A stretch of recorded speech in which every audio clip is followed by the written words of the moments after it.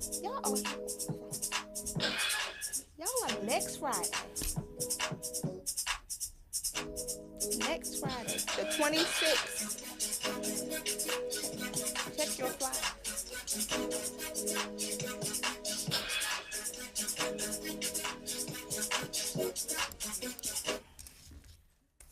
Welcome to the Impact with Robin Dorsey. How are you? Thank you for joining us and listening to us today. Welcome. We have an amazing and fantastic show on domestic violence, something that's really near and dear to my heart and my community. And this is something that we need to talk about because domestic violence has been really hurting our community, especially in the Prince George's County and in the state of Maryland. So what I'm about to do here is give you all several facts about domestic violence. So they state that 1 in 4 women and 1 in 7 men will experience severe physical violence by an intimate partner in their lifetime. So you ask, so what is an intimate partner? So the term intimate partner violence includes the following acts inflicted or caused by a current or former intimate partner: actual or threats of physical violence, actual or threats of sexual violence, emotional or psychological abuse, name calling, put downs, threats, out a person's sexual orientation to family, work, or friends, stalking by excessive calls, texts, emails, monitoring daily activities, using technology to track a partner's location, financial abuse, withholding money, ruining credit, stopping a partner from getting or keeping a job, threats to out a person's sexual orientation or family or friends. And intimate partners also include a current or former spouse, boyfriends or girlfriends, dating partners, and sexual partners. Domestic violence can occur in heterosexual and same sex relationships. So, one of the several facts that I found interesting that I actually did not know about either. It says domestic violence, dating violence is a pattern of controlling behaviors that one partner uses to get power or over the other, including physical violence or threats, or physical violence to get control emotionally or mentally, to abuse sexually as well.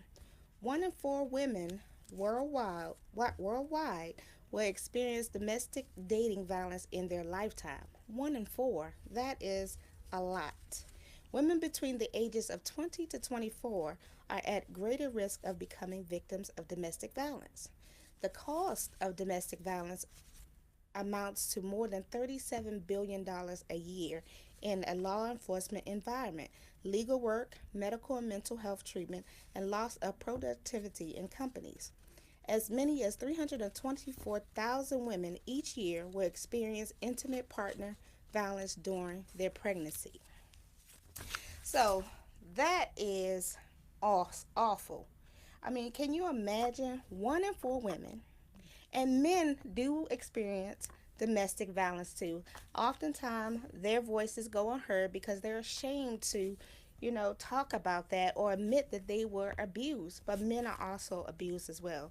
But we have some fantastic guests here today. So we have the fantastic and phenomenal Carolyn Washington, and she is the founder of Sister for Sisters Inc. So, how are you, Carolyn, and welcome? Thank you so much for having me. It's my pleasure to be here. Yes. So, tell me about your organization. How long have you had this organization, and what gave you the passion to start this organization? Wow. Well, first of all, I thank you for having this conversation about domestic violence because it is so important when you think about we have 1.3 million women every year that are assaulted. That's Wow. not a good It's number. not. It's not a good number. And every 9 seconds, we have someone that's being abused. Wow. So, Sisters for Sisters was actually formed 19 years ago. Oh, my This goodness. month, thank Congratulations. you. I am so proud. because I am one who typically gets bored with things really quickly, but it became my passion to see Wow. women win. Yes. And we are dedicated to the empowerment of women and girls in mind, body, and spirit through Yes. enlightening personal and professional development and engaging community outreach in the areas of domestic violence, HIV, AIDS, girls mentoring, Wow. health and wellness, heart health, and basically just helping women to win. That is our mission. Yes. And so we began this organization because we had several sisters that were experiencing many life challenges. And Wow. we all say, let's come together and see if we can work this out together. That was 19 years ago in my house, less Wow. than 2 miles from here is where we Okay. began the organization. So God has kept us. Yes, indeed. God is amazing. Yes, People He need to is. understand and know that Hmm. because He will provide a way. Yes. So tell me, if someone needed help, they needed a resource, they needed somewhere to go, but didn't know who to go to, where to contact, where do they start? Well, the first start is I want them to understand it was not their fault. Right. I want to make sure that they're not ashamed and they're not doing the blame game because we all have a situation in life. Everyone has one. If they dial the 1 800 799 SAFE number, that's a toll free number and it's safe and it's secure around the country. However, if they're local and they need to have a sister chat or a sister talk, they can certainly reach out to Sisters for Sisters Incorporated. And Okay. we're at 301 552 7470. And that's really our heartbeat, is to help women Wow. to connect. We want them to Yes. connect to resources, and we have several. We work with several area resources, but we also help women nationally because we do a project called Handbags of Hope Across America, where Okay. we've contributed over 14,000 handbags to Wow. various shelters and other resource centers filled with handbags with all kinds of toiletries, gift Wow, that's cards. amazing. And so we have connections with various organizations around the country. Okay. And we also do a global reach. We've done our Silent Tears No More program over in Ghana, where we reached over 500 students at the university, Garden City University in Ghana. So it is an international push to end global domestic violence Wow. against women and girls and families. So when the people want to, so you said you have a lot of organizations that partner with you to make this happen. So generally, what time of year is this conference held? And if someone wanted to be a part of that movement, what would they need to do? Well, if they wanted to be involved with Sisters for Sisters in the movement, which is year round, because domestic violence is 24/7. While we're Yes. sitting here, someone is being abused. Thousands of women around the country. But in order to get in touch with us, they would visit us at www.sisters, the number 4 sisters.org. Again, that's sisters, the number 4 sisters.org. And we've got some great new programs coming up. I'm Oh, excited. wow. Well, tell me about two of them. Well, one of the ones we have is our theme for 2018, which is Arise Queen and Live the Dream in 2018, Taking Your Reign. And that is primarily to tell women, no matter what your lot in life, no matter what your situation, rise up. Rise up from that Yes. depression. Rise up from that abuse. Rise up from anything, that past molestation, whatever hurt you in the past. Come Yes. up. God has given you and made you fearfully and wonderfully made in His image, and it is not for you to be down on the ground. It's to rise up and live Amen. your best dreams and your best life. And our other program, which I'm super excited Okay, about, okay, is Sisters Real Talk, and it is a toll-free number which you can okay. reach on our website, and it talks about what is domestic violence because actually, since a lot of people don't know what domestic violence is, they don't even know they're in a domestic violence Wow. situation because it's a generational piece where Yes. they've seen it repeat. They think that's the love language. We're trying to teach women what the real love language should look like. Yes. Love is to honor and respect the queen that you are. So Yes. And that's love is not supposed to hurt. it's not. Yes. Absolutely I not. love it. I agree wholeheartedly. Wow. So today, not only did we have you in the studio, we have four fantastic guests that's going to come and share their stories. So I'm inviting you to stay here and also talk to these wonderful individuals who's going to talk about what they went through and how they have transformed and healed and able to help other people. So our first next guest will be Selena. Walton, and she was born and raised in St. Mary's County. She decided to become a motivational speaker and advocate of domestic violence after being a victim of domestic violence for 10 years. 10 years she suffered. She became a victim at the age of 22, and she endured a lot of pain and suffering of verbal and emotional and physical abuse at the hands of her ex husband. So let's welcome Selena Walton. Good morning.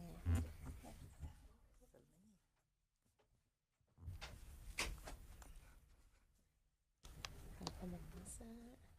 They can't see this is what they see. That's what he said. That's what they see. So welcome. Oh my God, we Thank have you. the fantastic Selena Walton in the studio today. Hello and welcome. Hello. How you doing? So how Yes. are you? That's the I'm first doing- question. I'm doing great.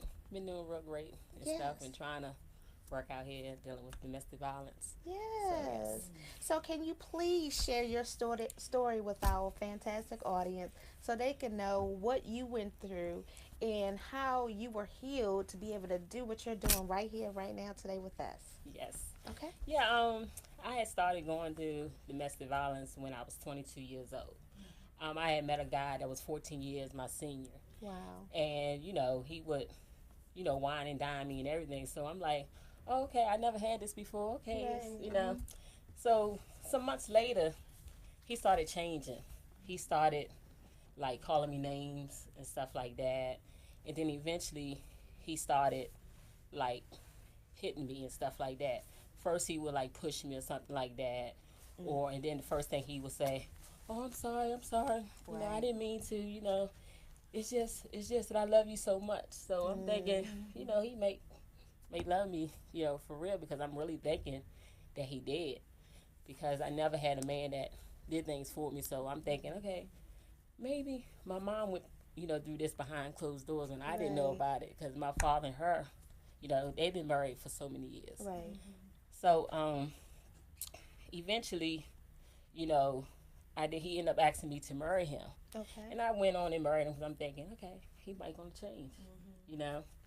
So everything was fine and stuff. So eventually, stuff got worse, and we moved away from where, I'm really from St. Mary's County, and we had moved to PG County, and so everything was okay. Eventually, so then all of a sudden, he would come home late hours and stuff, and it got to the point that I was sleeping my clothes because I didn't know how he was going to react when he got there. Wow.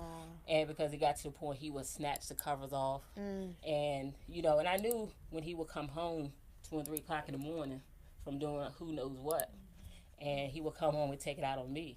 So when he would snatch the cover off, he would like try to start an argument, and I'm talking about I'm asleep. I'm trying to get my sleep for work, Wow. and knowing that I had to be at work at 6 o'clock in the morning. Right. So he would like hit me while I'm laying in the bed. So I can't really like trying to get myself, defend myself. I'm trying to get myself together because I'm laying in the bed Right. and stuff. So eventually, when he would come home during those wee hours in the morning, he would make noises. So I knew, okay, here we go. I know I'm gonna have to fight. Let me go ahead. Wow. So I would have my clothes on, like I said, and I got to the point I would have my tennis shoes on in the bed, underneath the blankets and everything. Wow. So I ended up started to pack a bag because I said, okay, I'm gonna go ahead and leave, because I know this was gonna be.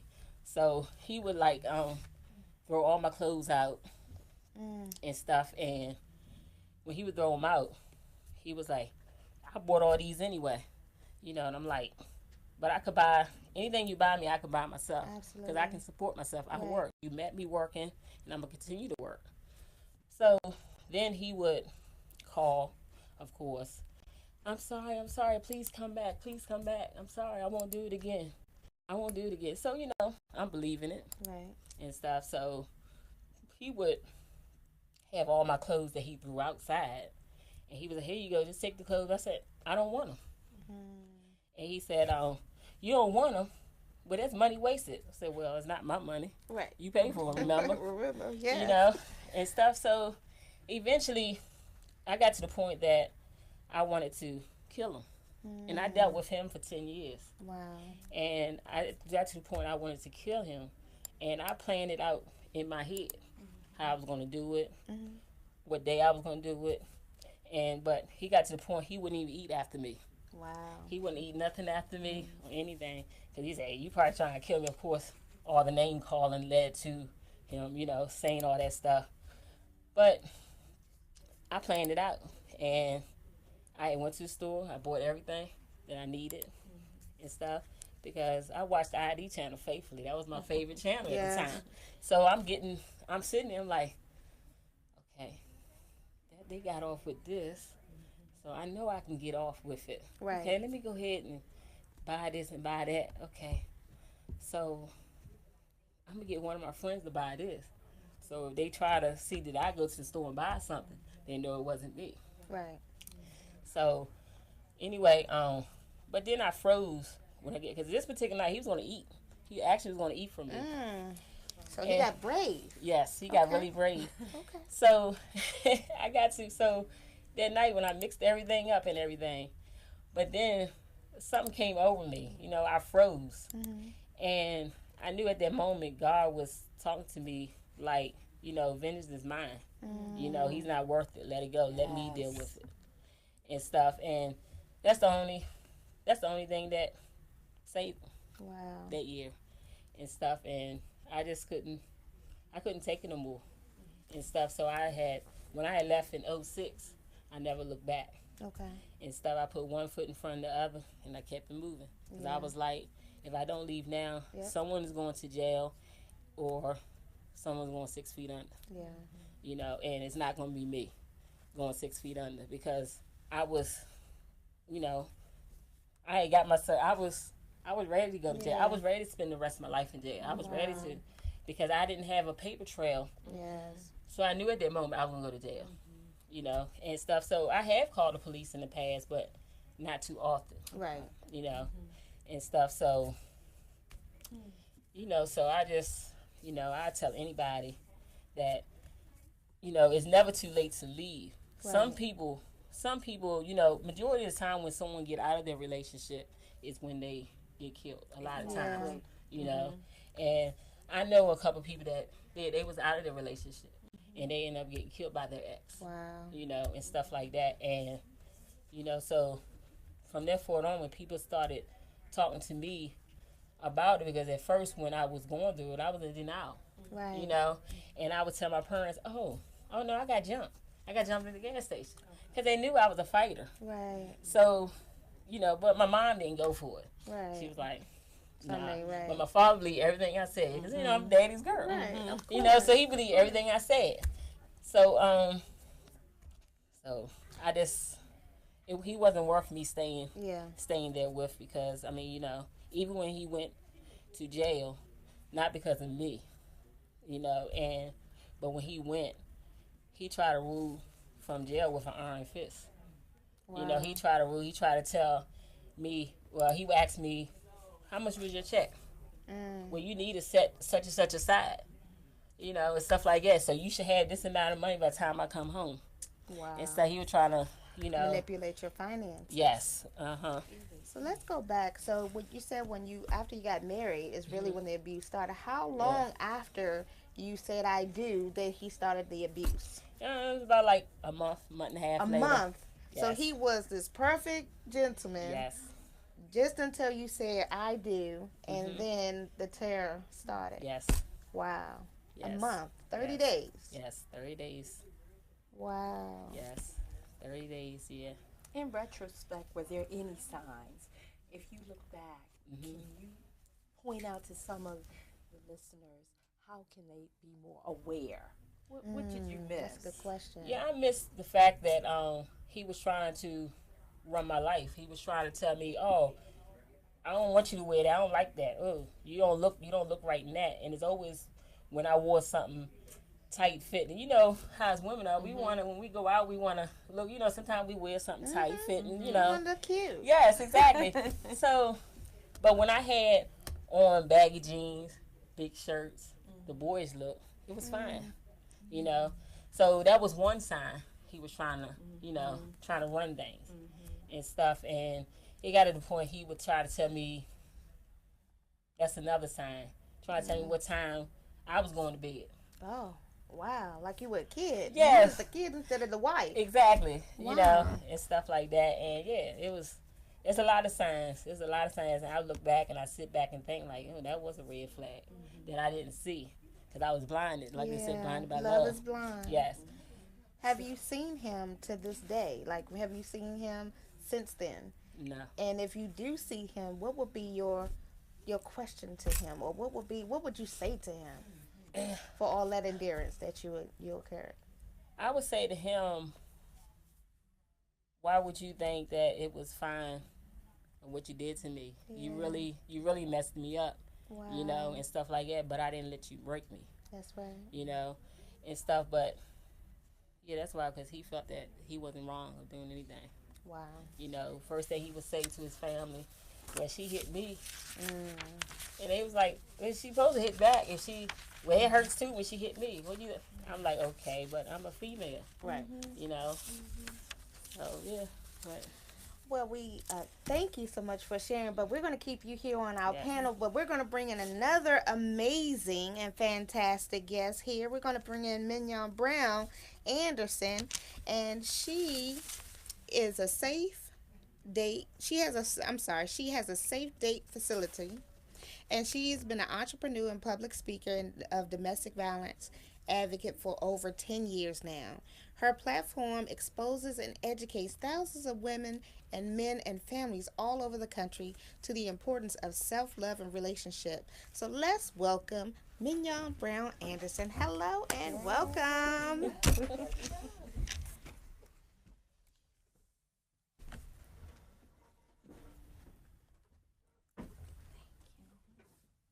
Hello. Hello. So thank you for joining us today. We're here talking about domestic violence because it's needed. We see on the TV every day where there's somebody being victimized by someone they thought that they loved or that loved them, but loved them so much they wanted to hurt them. So that's not love. So can you please tell us about yourself and tell us about your story? Well, thank you first for having me here, Robin. My name is Mignon Brown Anderson. I'm the founder and president of the Lakeisha Brown Foundation. Yes, ma'am. I started that organization 10 years ago, Wow. almost 11 now. We're in 2018. Yes. When my 18-year-old daughter was murdered by her Wow. boyfriend. But domestic violence has always been a part of my life. Yeah. I remember as early as 16 years old when I first had my altercation with domestic violence. And it had extended all the way up through a marriage until I was 34 years old. And with being a third generation survivor of domestic violence. So when my daughter died, it's like at that time, God started having me to look deeper. And I started looking at how I was raised and how I grew up and the things my mom went through and my grandmother went through. And God started talking generational curses that needed to be broken. And that I needed to go forward to tell my story, to share my story about what happened. And just to help other parents to understand that just because you may not think your child is in that situation, but your child could be in that situation. Because like I said, when I was 16 going through it, I never told my parents. And I didn't want to tell my dad because I thought my dad would kill them. And I didn't tell my mom because I didn't want my mom to tell me to leave him alone. At that point, he was giving me money, giving me gifts. And growing up, that's how I seen people in relationship, that when you had bad behavior, you make up by buying gifts. So it was normal. And so just to let parents know that you have to be more in tune to your children. You have to ask those questions because some children may never tell you. With my organization, I get a chances to talk with a lot of teens. And they always say the same two common things that they don't tell their parents.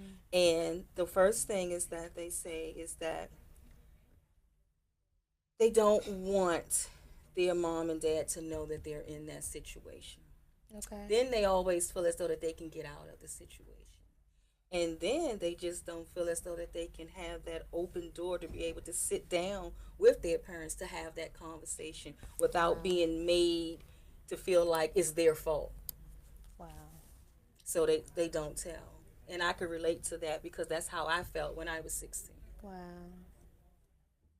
So going back, would you say that watching, so you actually saw the abuse in in your household with your parents? Not with my parents. My mom left my dad very early on, Good. so I don't remember any abuse. But she said there was abuse. Right. But when my mom left my dad, it threw my mom into a financial situation. So she had to go in. We moved in with my grandmother, who at that time was remarried to another abuser, and Oh, this wow. time this guy was an alcoholic. So it was a lot of verbal abuse. Yes. And then all the other relationships around me, from friends at school, from Wow. family members, there was no healthy relationships. Yeah.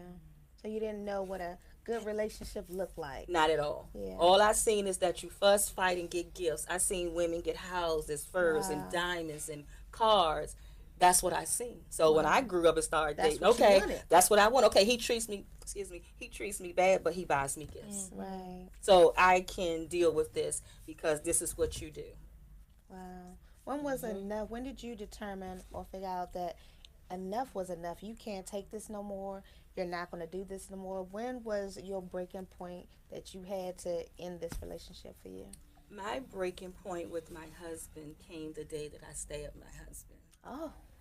from being abused. And I remember that day in the jail cell is that I was like, this is not my life. Yeah.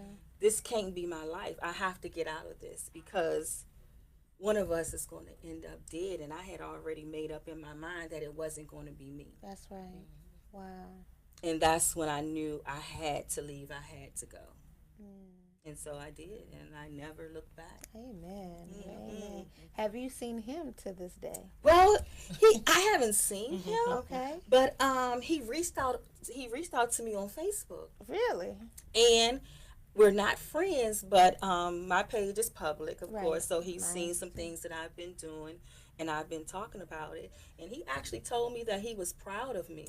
Really? Yeah, he told me that he was proud of the things that I was speaking about, and he wished me luck and everything. And he said that, even with going through that, he realized the person that he was because he comes from a broken home and Wow. everything. So it forced him To look in the to mirror. look in the mirror. Yeah. Mm.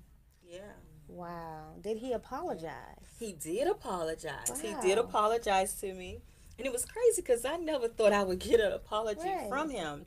But he apologized to me and told me, that he was sorry for everything that he put me through and that if he could go back and change it, that he would. Wow. That's amazing. Yeah. You also stated that your daughter went through the same cycle of domestic violence and that caused her to lose her life. Can you tell us briefly about that? Yeah, What your daughter went through? she met this guy at 14 years old. Now, when she first met this guy, we knew about some altercations that they were having in the relationship. Okay. So, even though I was being abused, I Right. stepped in and was like, no, this is not for you. Right. Trying to get in the middle of that relationship. And I thought I did. But because I didn't have as much education as I do now, Right. I got involved. Even my ex-husband got involved. Wow. Got her dad involved and also got his mom involved. And with me not being educated, I thought it stopped. Oh, wow. But it didn't stop. Okay. It So he kept just going. masked it. It just didn't get to me. It was happening around other people, for instance, family members. Like Right. when my daughter died, the conversation came up that, yeah, because she had a black eye before. Wow. And I'm like, when has my daughter ever had a black eye? And why didn't you tell me? And- But that was that was common. That's what you did. Like in the family, if someone is fighting, well, okay, we're not gonna tell her mom because you got some people who wants to be children's best friends. Yes. Well, we gonna keep it over here. We ain't gonna tell your mother, but you need to get out of it or whatever. I don't know. But they never came to me. And then the day that my daughter died, all of her friends had a story of different times of them watching, Wow. of them being in altercations, whether it's at the club, at school, or something. So many people saw and witnessed her being abused. Yes. And many people knew about it, but nobody said anything. No one. And I Wow. remember always telling my daughter, I was like, you have to be able to have that conversation with me to tell me what's going on with you, because if anything was to happen to you, they're going to come looking for me. Yeah. They're not going to be seeking out nobody else. They're going to want to know, well, where's your mom? In which that's what happened. Right. The day that she was murdered, they came looking for me. Wow. And how old was she when she died? She was 18. 18. She was 30 days away from her 19th birthday. Wow. So, and what happened to, is he in jail? And He what happened did. to him? He did go to jail. He was actually charged with manslaughter. Mm. My daughter and him was the only two in the room on that day, and he basically said that they were playing with a gun and it went off. So he was only charged with having the gun and manslaughter. He did 6 years. So he got out, I think, like 3 years ago, and he called me. Really? He sent word through a family member through Facebook that he wanted to talk to me. Facebook. And I always wanted to know, how would I react to that? I'm like, okay, what you gonna do? What you gonna do? When the time came, I was like frozen. I couldn't respond to his cousin. And then so I'm like, okay, what you gonna do? Do you want to know what's going on? Do you want to know what happened in that room that day? And I said, you know what? Okay, let me talk to him. Right. But it went totally different than what I thought. So basically, when he called me, he just was like, well, how you doing? And I said, I'm fine. And he was like, well, this is my number, and if you ever need anything, give me a call.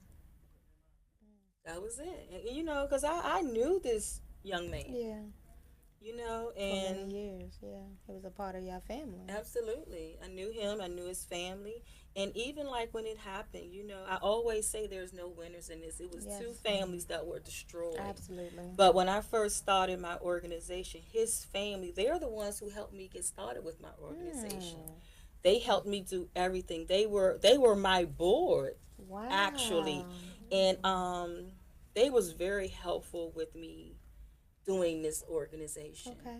And then I noticed that when it was time for him to come home, they started pulling back. And so I had to ask myself, I said, you can't get upset about that. That's right. Because what if that was your daughter, that now she's coming home? You would want to move on with your life and separate yourself from that. So I understood what they did, and I thanked them.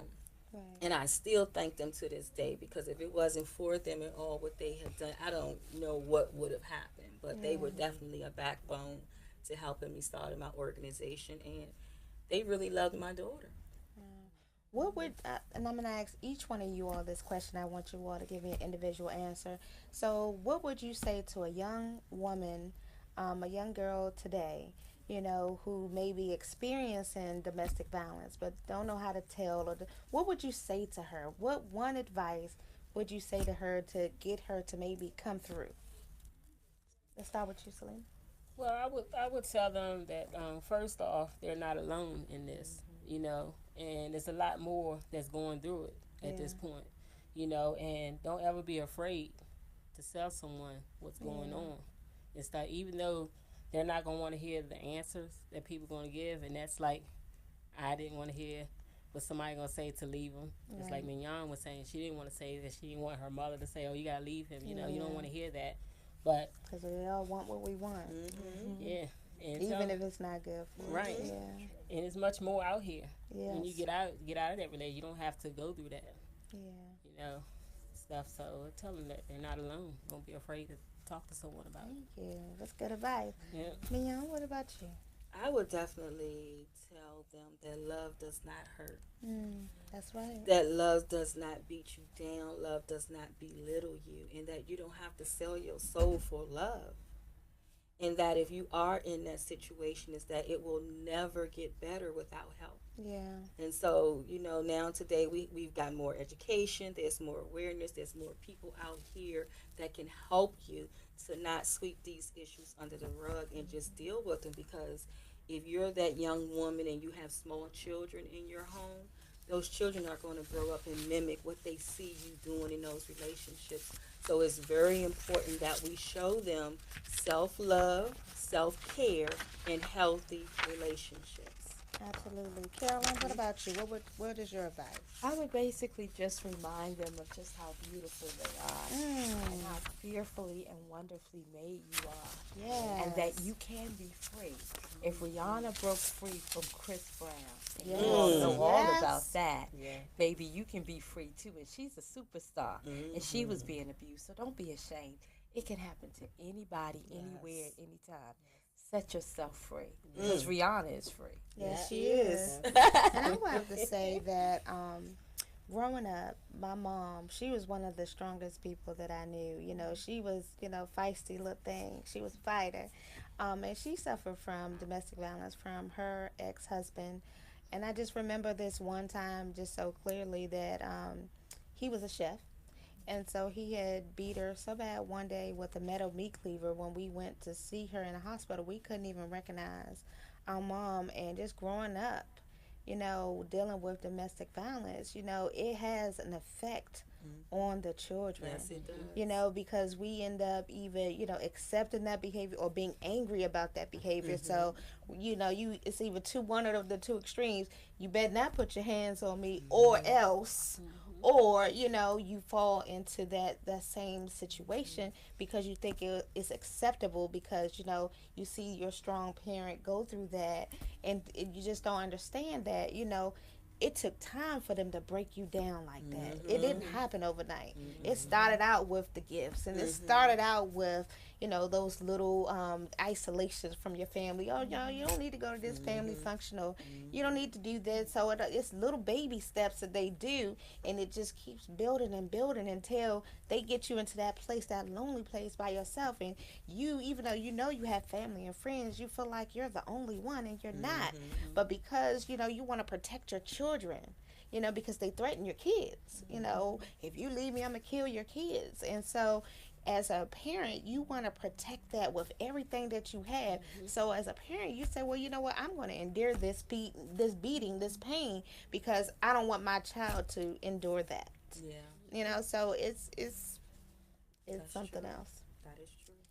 But we're going to take a commercial break, and we're going to be right back with two more fantastic guests. So we're going to see you in 2 seconds.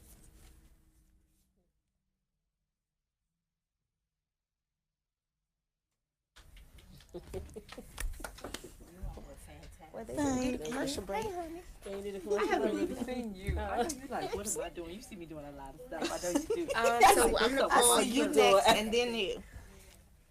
This was wonderful. You're going to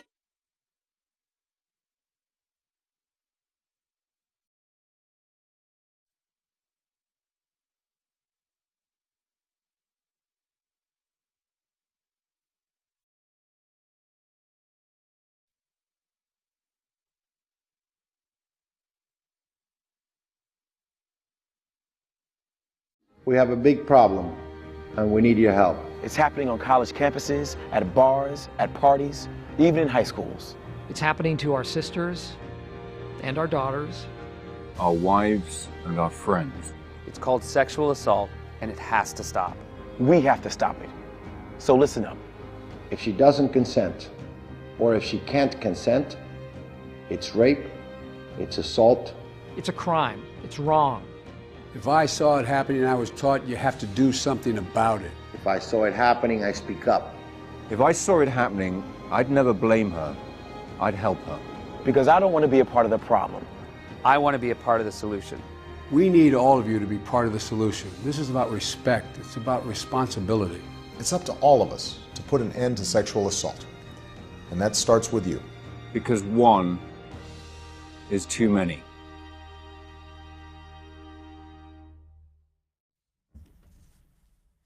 Welcome back to the Impact with Robin Dorsey. As you just heard, we have spoken to some fantastic and amazing women who was able and willing to share their stories. They endured a lot throughout their lifetime, but through their pain, they've been able to come back, be healed and be able to share with you all so that you may not experience what they experience. You might not have to go through some of the things that they had to go through because you've heard some of their stories and how they were able to get out and maintain and to live and to be better and to just experience life without being, a victim of domestic violence. They are survivors. They are advocates. They are phenomenal. So our next guest we're going to have is Rosalind Manley. She is a wife and a mother of 4 and is dedicated and committed to making a difference in her community. As a young child, Roz suffered from lack of self-esteem, domestic violence, amongst other things. After years of working for a major corporation, Roz decided to resign in 2016 and live in her purpose. Let's welcome Roz Manley to the stage. Hello and welcome. Hello. Hello, sweetheart. Hello, my beautiful sisters. Hi. Welcome. Hi. How are you? I am great. How are you? Hi. I'm grateful that you're here today. I thank you for joining our panel. I am honored to have 2 amazing women here with me. So thank y'all for you. having me. So tell us about your story, your journey through domestic violence. Okay. So for me, I grew up, in a household with my family, and I was one of the people like it would never happen to me, right? Right. But it did happen to me. As a teenager, I was, being physically abused, verbally, going through the motions. Yeah, I was going to school, making honor roll, popular, I went to a small school. Everybody was popular, but, I did cheerleading, I did ROTC, I did everything. So no one really knew who I really was, right? Mm-hmm. They didn't know that I was, crying at night, praying to die, Praying to die. Praying to die.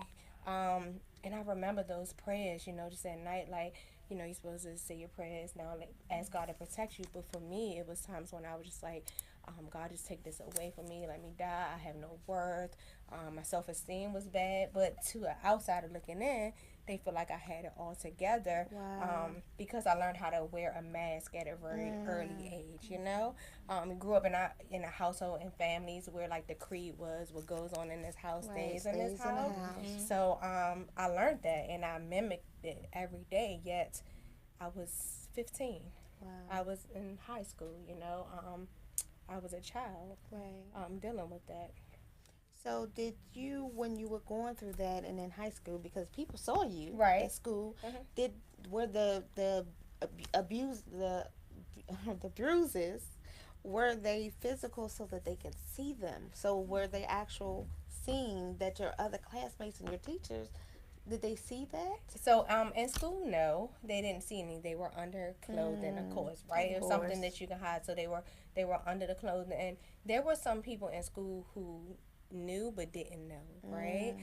There's maybe some speculation and some talk about it around it, but I hid that real well, or I turned on them and had an attitude with them so they wouldn't know who I was and what I was going through, because at that time that was the only way that I knew how to deal with what I was dealing with. Did you feel like you couldn't talk to or have many friends because if you had too many friends then they would find out? I feel like they would judge me. I feel like I would have wore the scarlet letter that I'm sorry, I get emotional. That I would wore the scarlet letter that they would talk about me, already know who I was. I do have my same female best friends that I'm friends with for a very long time, even back then, and even then I didn't tell them. No, because I always was looked at as like the bubbly, strong, always smiling, bringing people together, not knowing that I was torn and broken. That you was hurting in the inside. Yes, I was. Wow. When did you have the courage to tell someone? I remember a particular incident. It was in July. I don't know why I always remember this, but it was in July, and it was a very physical altercation that landed me into the hospital. into the hospital. Police came, me in the hospital. I was thrown down the steps, and I was holding my newborn. At the time, I had a newborn that I was holding at the time. And when the police came and they, took me, I lived on a line, so the DC and Maryland line. So when the police came, they took me to the DC, hospital. But I lived really in Maryland. And then at that time, I was like, I can't do it. This is happening to me. Like, get my children. I can't do this. And that was the day that I finally verbally vocalized it, like I'm being abused. But unfortunately, because they took me to the hospital in D.C. and I lived in Maryland, when the D.C. police came, they said that I had to do it in Maryland. And then by that time, I lost the courage to, actually go and file charges. I did have protective orders. I had several protective orders, maybe 5, maybe 7 protective orders. I did do that, but I haven't really started speaking out until actually I met you a couple of years ago. That is the first time that I actually spoke out in front of a camera, in front of my friends, in front of my husband, to actually say, like, I'm Roz and this is who I am, type of thing. So and I thank you even then for being a part of my platform and sharing your story, because it's not easy, because it's almost like you're reliving that pain, even though you're beyond the pain, you're in a different place and space in your life, it still hurts. It still has a sting to it, and so it puts you, it helps to talk about the story, because it heals you from the inside, and it heals other people from listening to it, but it still have a sting to it.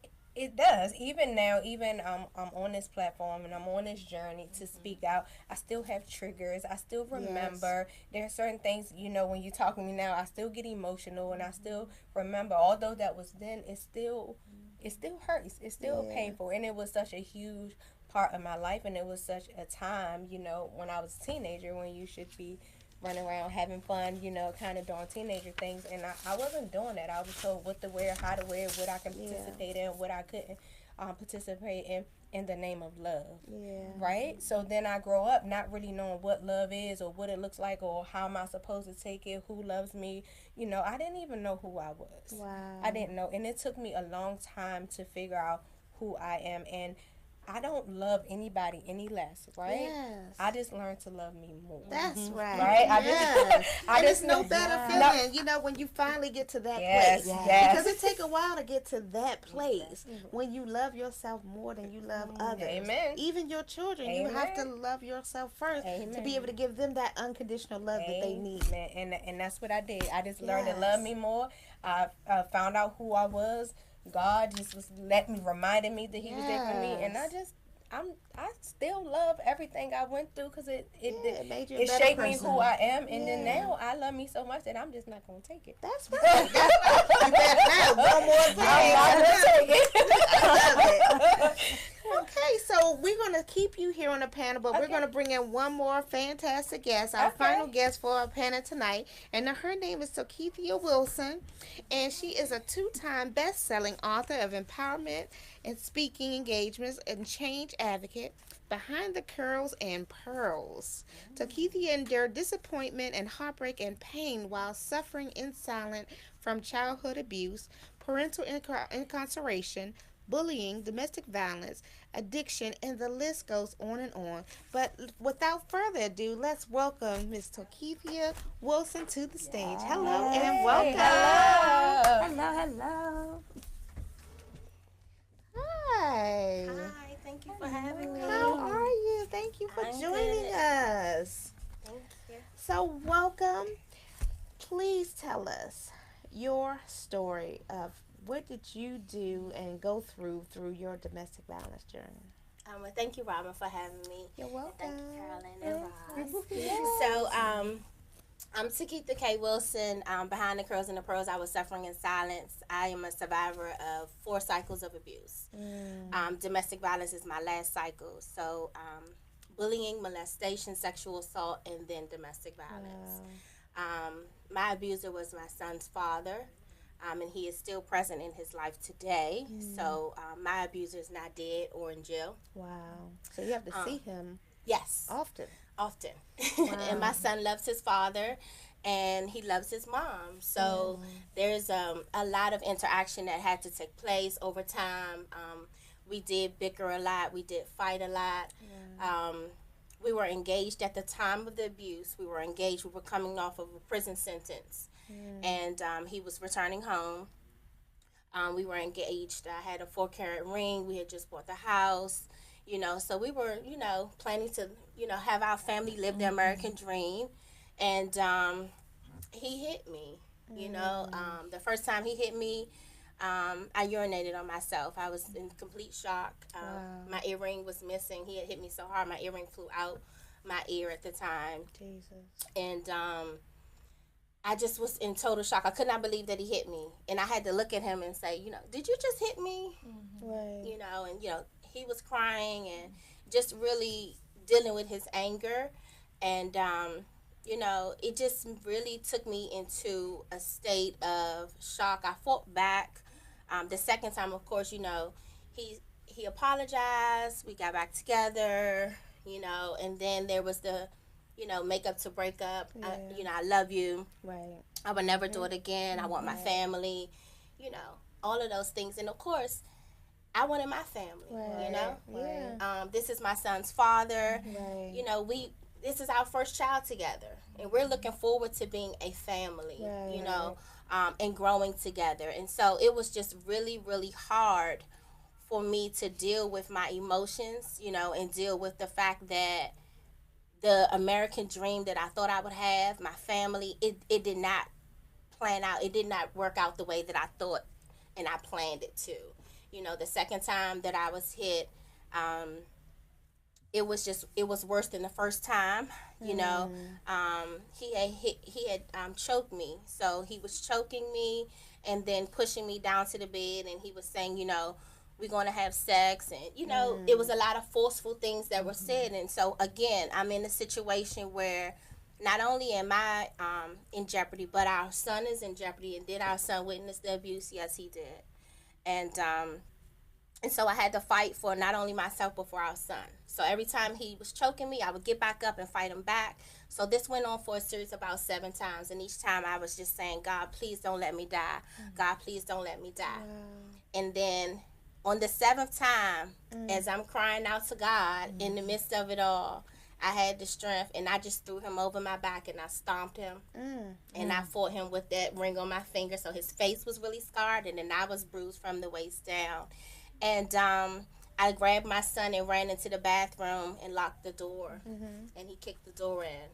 And our son said, Daddy, don't hit Mommy. Wow. And he snapped out of it.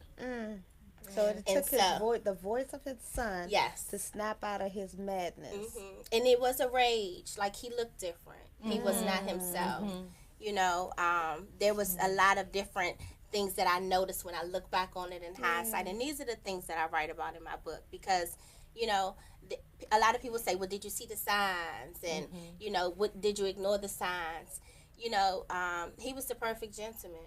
Right. In life after domestic violence, for me, he's still a gentleman. He's not abusive in the sense of a physical sense, but did we continue to fight? Yes.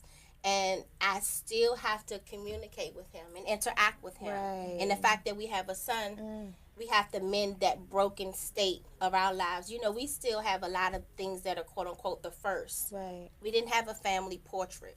Wow. We didn't have the opportunity to get dressed up and, go to... Our portrait didn't look like that. Our portrait looked like our son together with the 2 of us on each side with a certificate at summer camp. Wow. That was our first family portrait. So, those things, when you think about it, it's like, wow, some people take the simplest things and just like for granted. I don't have that, Right. Yeah, I don't have that. When you say that, it made me think about, at least you have that. For me, my abuse will also... my children's father, we didn't have that, and still to this day, he blames me for keeping the kids away. I never kept the kids away from him, right? I never, in the court, he had visitation and everything. It was his choice, not to come around. And even when we talked about it, and he apologized and was like, I wasn't going to kill you. I'm like, I was already dead. Yeah. You inside, I was already dead. So that one portrait, I wish I had that.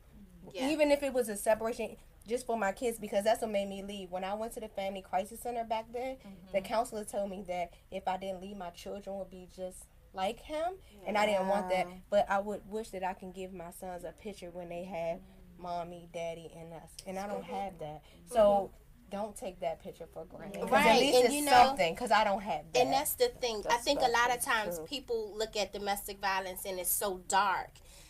But that is something that my son is like, look at my mommy and my daddy. My son does not care about the fact that he witnessed those things. Now, what did we have to do? There are things in place. He's still in counseling to this day. And he's in counseling because he's at that developmental stage where he's interacting with young girls in classrooms and things like that. So that's something that we have to be proactive about. And as parents, we cannot exclude him from that. And like you said, Ross, I've never, even though we had restraining orders in place, he still was doing what he was supposed to do with an order in place. He would come and get his son. He would be mad, but he would come and get his son. And then there were times when we were arguing and fighting. Then, you know, I'm going back to the courts, and you know, he would say, "Well, go back to the courts." Then I'm coming to get my son. I love him. You know, so there was a common ground that had to be met, but it took time. We fought for years. Okay, I mean years, double-digit years. Wow, this is it's heartbreaking to hear these things, you know, and it's heartbreaking to go through these things. And I'm glad that you were able to, you know, get your children some counseling, because a lot of people don't, because, you know, we in the Black community feel that counseling is not needed. Exactly. But unfortunately, we have to end the conversation today, but we will have a domestic violence part 2 series to this, because this is something that we do need to talk about. This is something that's important. This is something that many people are going through and people need to know. So we will continue the conversation on the part 2 of this. And I would like to thank you all for being a panel guest on my show, The Impact with Robin Dorsey. I also would like to thank my sponsors, Resurgence, Crafted, D. Christopher for doing my show and intro, my makeup artist, Vetta, and my awesome co-producer, Dawn Dickerson. She is fantastic. WBGR, this is our home, and we'll see you on the next time, The Impact with Robin Dorsey. Have a great night.